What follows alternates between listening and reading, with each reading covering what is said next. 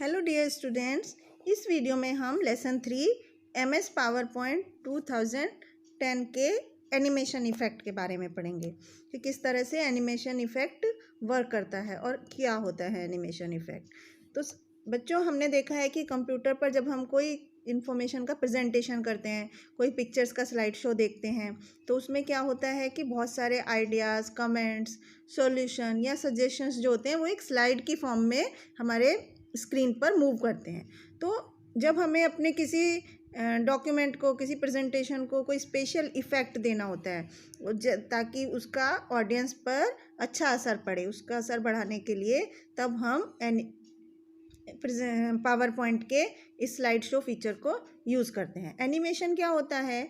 Animation होता है जब हम किसी ऑब्जेक्ट को, जैसे कि कोई टेक्स्ट है, कोई ग्राफिक है, चार्ट हैं, लोगोज हैं, इनको जब हम अपने स्क्रीन पर सब डायरेक्शन में स्लाइड की फॉर्म में मूव करने की जो एबिलिटी होती है उसको हम एनिमेशन बोलते हैं।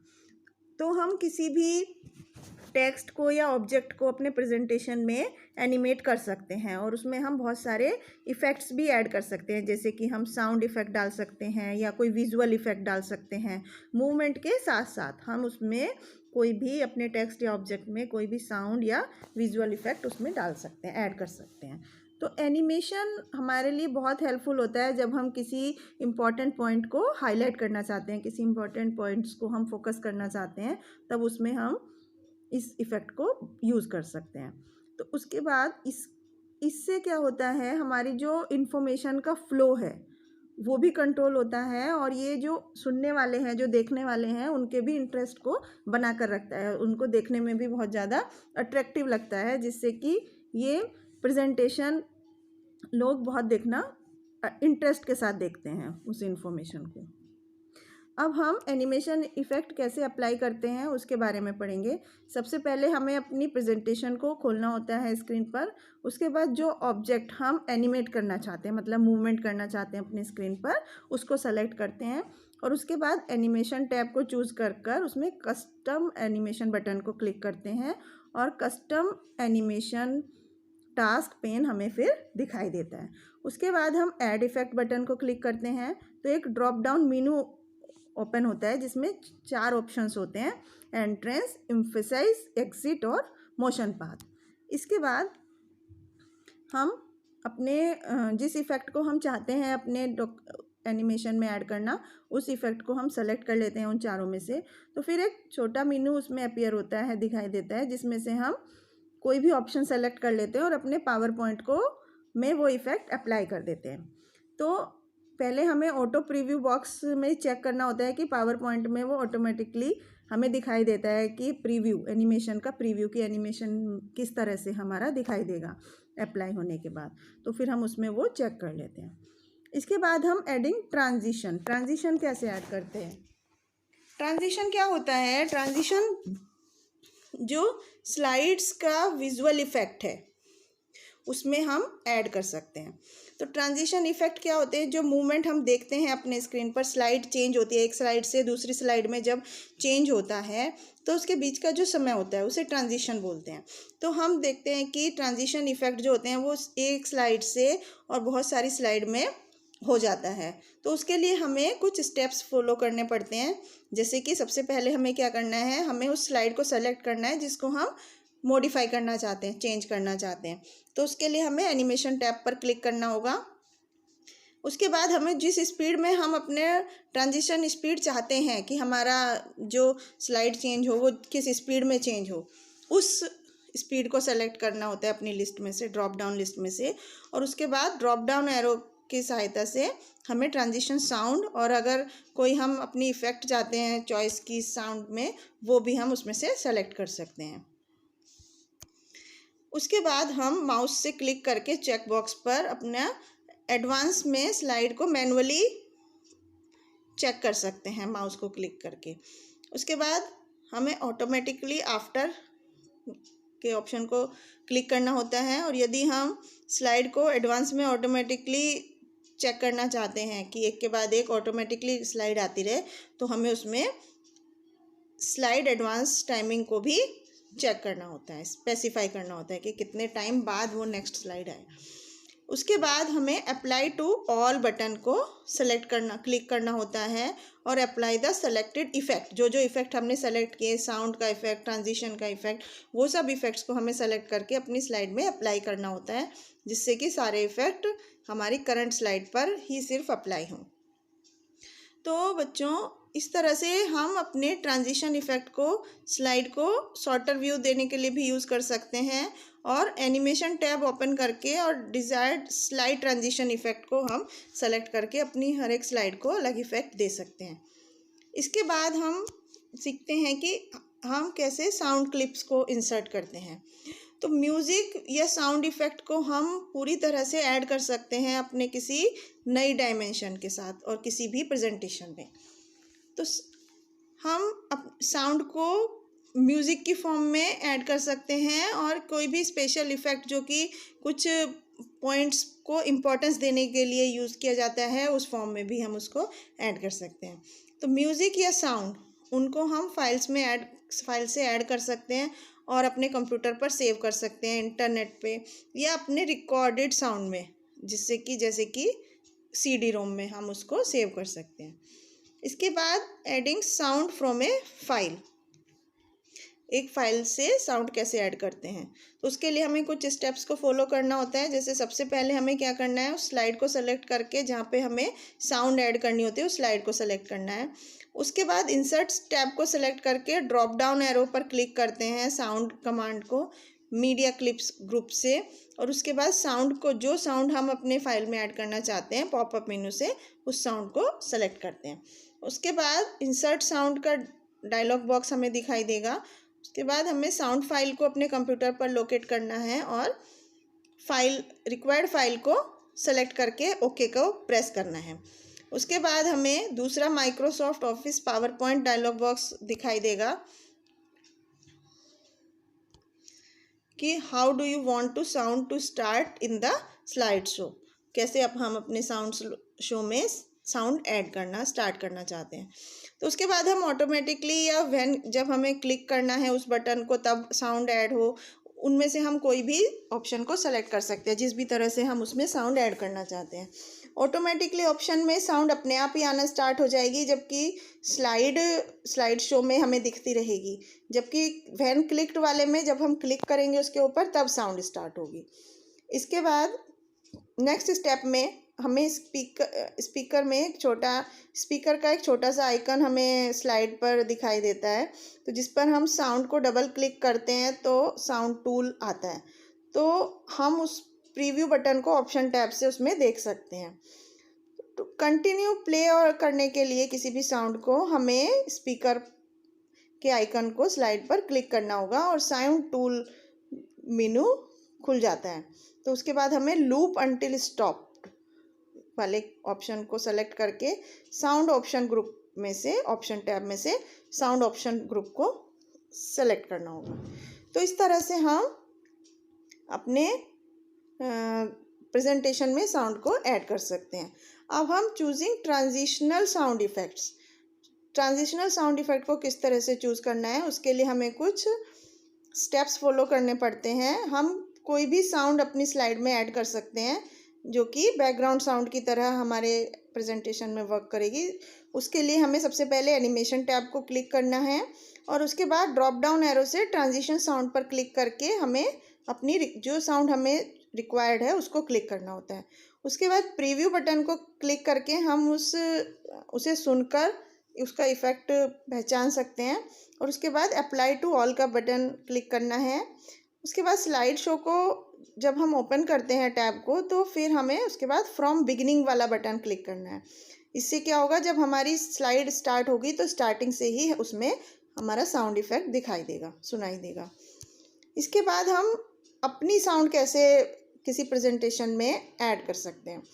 जब हम किसी टेक्स्ट में अपनी साउंड ऐड करना चाहते हैं तो उसके लिए हमें सबसे पहले अपनी साउंड को रिकॉर्ड करना पड़ता है। तो ये बहुत ही किसी माइक की हेल्प से हम उसको कंप्यूटर में अपनी साउंड को रिकॉर्ड कर सकते हैं। और जब हम रिकॉर्डिंग कर रहे होते हैं अपनी साउंड, तो हमें कुछ स्टेप्स को फॉलो करना पड़ता है। जैसे सबसे पहले हमें क्या करना पड़ेगा, उस स्लाइड को सेलेक्ट करना पड़ेगा जिसमें हम अपनी रिकॉर्डेड साउंड को इंसर्ट करना चाहते हैं। उसके बाद हमें ड्रॉप डाउन एरो से साउंड को क्लिक करना है और मीडिया क्लिप ग्रुप से इंसर्ट टैब को क्लिक करना है। उसके बाद रिकॉर्ड साउंड को चूज़ करके ड्रॉप डाउन मेनू में से रिकॉर्ड साउंड वाले ऑप्शन को क्लिक करना पड़ता है। उसके बाद हम रिकॉर्ड साउंड डायलॉग बॉक्स हमें दिखाई देगा, तो बाय डिफ़ॉल्ट साउंड जो है वो रिकॉर्डेड साउंड के नाम से ही उसमें सेव हो जाती है। उसके बाद हमें रेड बटन रिकॉर्ड के लिए प्रेस करना है और स्क्वायर बटन स्टॉप करने के लिए, रिकॉर्डिंग जब हम स्टॉप करना चाहते हैं तो उसको क्लिक करना है। जब हमारी फिनिश हो जाती है साउंड, तो हमें प्ले का बटन सुनने के लिए प्रेस करना है। जो कि हमने रिकॉर्डेड साउंड की है उसको अगर हम सुनना चाहते हैं तो हमें प्ले का बटन क्लिक करना है। और जब हम ओके को क्लिक करते हैं तो एक छोटा स्पीकर आइकन हमारे स्लाइड पर दिखाई देता है। तो अब हमें उस स्लाइड शो टैब में से को सेलेक्ट करके फ्रॉम बिगिनिंग वाले बटन को क्लिक करना होता है, जिससे कि जब स्लाइड शो ग्रुप स्टार्ट होगा तो स्टार्ट से ही हमारी रिकॉर्डेड साउंड उसमें आएगी। उसके बाद हमें स्लाइड शो के ड्यूरेशन में, जब स्लाइड शो चल रही होती है तो हमें अपने स्पीकर आइकन को क्लिक करना है अपनी रिकॉर्डेड साउंड को सुनने के लिए। तो इस तरह से हम किसी प्रेजेंटेशन में अपनी साउंड को रिकॉर्ड करके भी इंसर्ट कर सकते हैं। अब इसके बाद हम पढ़ते हैं वीडियो क्लिप्स को हम कैसे इंसर्ट करते हैं किसी प्रेजेंटेशन में। तो जब हम किसी प्रेजेंटेशन में अपनी वीडियो क्लिप को ऐड करना चाहते हैं तो हमें क्या करना है, हमें वीडियो क्लिप को माइक्रोसॉफ्ट क्लिप गैलरी से ऐड करना है। तो हमें उसमें एक बहुत ज़्यादा वैरायटी मिल जाती है, जैसे कि आर्ट, साउंड, वीडियो और रिलेटेड क्लिप्स। तो वीडियो क्लिप्स को हमें ऐड करने के लिए किसी भी CD रोम से हम ऐड कर सकते हैं। उसके लिए सबसे पहले इंसर्ट टैब को क्लिक करना है और उसके बाद मीडिया क्लिप ग्रुप से ड्रॉप डाउन मूवी को क्लिक करके उसमें सेलेक्ट मूवी करते हैं हम फाइल ऑप्शन में से। उसके बाद नेक्स्ट स्टेप में हमें इंसर्ट मूवी डायलॉग बॉक्स हमें दिखाई देता है स्क्रीन पर, और उसमें से हम जो भी क्लिप हमें ऐड करनी है उसको सेलेक्ट करके ओपन करते हैं। तो इस तरह से हम अपने प्रेजेंटेशन में वीडियो क्लिप को ऐड कर सकते हैं। इसके बाद कॉपिंग video clips from A CD। अगर हमें किसी CD से वीडियो क्लिप को कॉपी करना है तो उसके लिए हमें कौन कौन से स्टेप्स को फॉलो करना पड़ेगा। सबसे पहले स्टेप 1 में हमें स्टार्ट बटन पर राइट क्लिक करके विंडोज़ एक्सप्लोरर ऑप्शन को क्लिक करना है। उसके बाद हमें विंडोज़ एक्सप्लोरर ओपन हो जाता है टास्क पेन के साथ लेफ़्ट साइड में, तो उसमें ट्री व्यू, सभी ड्राइव का एक ट्री व्यू दिखता है जो कि उनके अपने इम्पोर्टेंट फोल्डर्स उसमें होते हैं।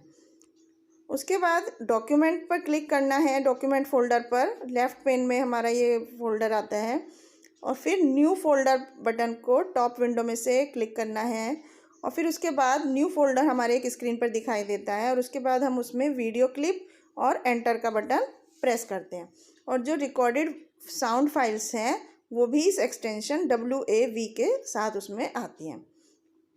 नेक्स्ट स्टेप में हमें अपनी CD को CD ड्राइव में इंसर्ट करना है और उसके बाद ओपन फोल्डर वाले ऑप्शन को हमें ऑटो प्ले डायलॉग बॉक्स में से क्लिक करना है। फिर ऑल द क्लिप फाइल को हम प्रेस करते हैं या फिर हम Ctrl+A की को भी एक साथ प्रेस करके वो ऑप्शन चूज़ कर सकते हैं। इसके बाद माउस पर राइट क्लिक करते हैं तो कॉपी ऑप्शन सेलेक्ट करके हम शॉर्टकट मेनू से भी कर सकते हैं। फिर उसके बाद हमें दोबारा से डॉक्यूमेंट फोल्डर को ओपन करना होता है और उस पर वीडियो क्लिप पर डबल क्लिक करना है और उसके बाद Ctrl+V को प्रेस करना है, जिससे कि सारी वीडियो क्लिप्स जो हैं वो फोल्डर में पेस्ट हो जाती हैं। इसको विंडो को क्लोज़ करने के लिए हमें क्लोज़ बटन को टाइटल बार से क्लिक करना है। अब हम पावर पॉइंट विंडो को एक्टिवेट करने के लिए, उसको स्टार्ट करने के लिए वीडियो क्लिप्स को सेलेक्ट करते हैं जो कि इंसर्ट वाले ऑप्शन में होती है, उसके बाद मूवी, उसके बाद मूवी फ्रॉम फाइल ऑप्शन। तो ये हम सेलेक्ट करते हैं एक के अंदर से एक। उसके बाद हम इंसर्ट ए मूवी क्लिप अपने प्रेजेंटेशन में कर सकते हैं, किसी भी मूवी की क्लिप हम अपने प्रेजेंटेशन में ऐड कर सकते हैं। और मूवी टूल टैब में से और पिक्चर टूल हमें अपने रिबन पर दिखाई देता है। तो जब कोई मूवी इंसर्ट की जाती है तो एक डायलॉग बॉक्स हमें स्क्रीन पर दिखाई देता है जो कि ऑटोमेटिकली या व्हेन क्लिक्ड ऑप्शन जिस पर होता है, उसमें से हम कोई भी ऑप्शन को सेलेक्ट कर सकते हैं। इसके बाद हम देखते हैं कि एक्शन बटन को कैसे यूज़ किया जाता है। तो पावर पॉइंट में जब हम पढ़ते हैं तो हमें एक फैसिलिटी होती है जो कि वेब पेज से लिंक करने के लिए हमें यूज़ की जाती है। जैसे कोई ईमेल एड्रेस है, फाइल है, स्लाइड है सेम प्रेजेंटेशन की, या स्लाइड अलग अलग प्रेजेंटेशन की कोई स्लाइड है, तो इसको हम हाइपर लिंक या एक्शन बटन को यूज़ करके इस्तेमाल कर सकते हैं। इसके बाद कोई भी एक्शन बटन होता है वो एक रेडीमेड बटन है, रेडीमेड बटन की शेप का है, जो कि किसी हाइपर लिंक को डिफाइन करने के लिए यूज़ किया जाता है। हाइपर लिंक मतलब क्या होता है, एक कनेक्शन फ्रॉम वन स्लाइड और file to another.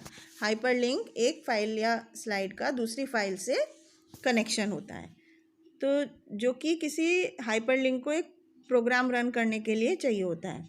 Action button होता है जो कि प्रोग्राम को रन करने के लिए ज़रूरी होता है या किसी साउंड को प्ले करने के लिए चाहिए होता है। तो हम कोई क्लिप पार्ट से भी कोई एक्शन ले सकते हैं, कोई पिक्चर्स या कोई next in smart art graphics से भी कोई ऑप्शन ले सकते हैं। तो जब व्हेन समवन क्लिक्स और moves over the button the action occurs, जब कोई भी उस बटन पर क्लिक करता है तो वो काम होना स्टार्ट हो जाता है। जब हम एग्जिस्टिंग प्रेजेंटेशन को ओपन करते हैं, जो प्रेजेंटेशन ऑलरेडी चल रही है, तो उसके लिए हमें इंसर्ट टैब को सेलेक्ट करके शेप्स ड्रॉप डाउन एरो से हमें शेप्स पर क्लिक करना होता है इलस्ट्रेशन ग्रुप में, और उसके बाद एक्शन बटन को सेलेक्ट करके लिस्ट में से बॉटम में से हमें एक्शन बटन को क्लिक करना होता है। तो ऐसा करने के लिए हमें कुछ स्टेप्स को फॉलो करना होता है। जैसे सबसे पहले हमें एक्शन बटन को क्लिक करना होगा, एंड करने के लिए हमें mouse pointer will change into plus shape, and second हमें माउस को डायगोनली ड्रैग करना होगा और उसको रिलीज छोड़ देना होगा माउस बटन को। तो एक्शन बटन भी will be drawn on the slide, action button हमारे स्लाइड पर आ जाएगा और एक्शन सेटिंग डायलॉग बॉक्स हमें दिखाई देगा। उसके बाद हमें एक्शन बटन के बिहेवियर को चूज़ करना है कि जब हम इस पर क्लिक करते हैं स्लाइड शो देखने के लिए, तो माउस क्लिक टैब पर क्लिक करते हैं, और जब हम अपने पॉइंटर को मूव करते हैं स्लाइड शो को देखने के लिए तो हमें माउस ओवर टैब को क्लिक करना होता है। इसके बाद नेक्स्ट स्टेप में हमें हाइपर लिंक क्रिएट करना पड़ता है। Click on the hyper link option, उसके लिए हमें सबसे पहले हाइपर लिंक ऑप्शन को क्लिक करना होगा और उसके बाद डेस्टिनेशन को सेलेक्ट करना होगा, कि जैसे कि पहली स्लाइड में या नेक्स्ट स्लाइड में, तो ड्रॉप डाउन लिस्ट में ये ऑप्शंस हमें मिल जाते हैं। इसके बाद लास्ट स्लाइड के ऑप्शन में हमें एक डिस्प्ले दिखाई देगा ऑटोमेटिकली, जो कि टेक्स्ट बॉक्स में होता है। इसके बाद हम कोई भी डेस्टिनेशन सेलेक्ट करके ओके का बटन क्लिक कर सकते हैं। नेक्स्ट स्टेप में हमें एक फ़ाइल जो हमने बनाई है उसको दूसरे प्रोग्राम से लिंक करने के लिए हाइपर लिंक लिस्ट से लिंक करना है, तो उसके लिए हमें दूसरी फाइल को क्लिक करना पड़ेगा। To play a sound, sounds play करने के लिए हमें select play sound check box में से सेलेक्ट करना है, और उसके बाद साउंड सेलेक्ट करके जो हमें प्ले करना चाहते हैं ओके का बटन क्लिक करना है। उसके बाद हम 7th स्टेप में F5 को प्रेस करते हैं अपना स्लाइड शो को देखने के लिए। उसके लिए हमें एक्शन बटन पर क्लिक करना है स्लाइड शो में से, और हम सब ऑब्जर्व एक्शन जो भी हमने ऊपर लिए हैं उनको ऑब्जर्व कर सकते हैं। इसके बाद हम पढ़ते हैं important data from Word. PowerPoint has the facility to import and use data from Word, Excel etcetera. PowerPoint में वो फैसिलिटी होती है जो कि MS वर्ड और एक्सेल में डाटा को यूज़ करने के लिए इंपोर्ट की जाती है।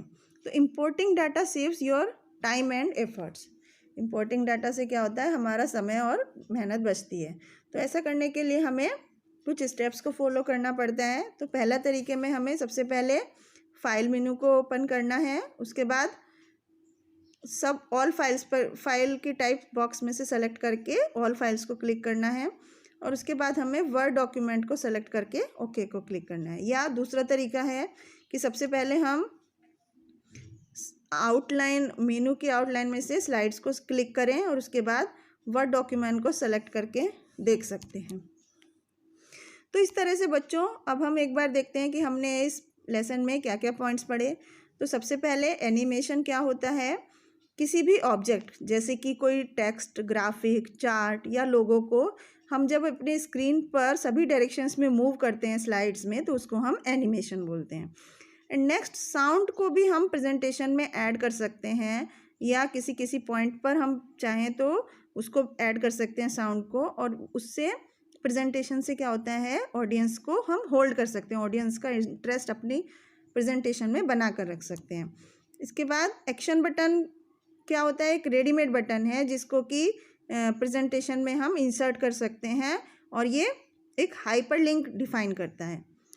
इसके बाद हम डाटा को इंपोर्ट कर सकते हैं अपनी प्रेजेंटेशन में, कि MS वर्ड की जो दूसरी एप्लीकेशन में से भी लिया जा सकता है।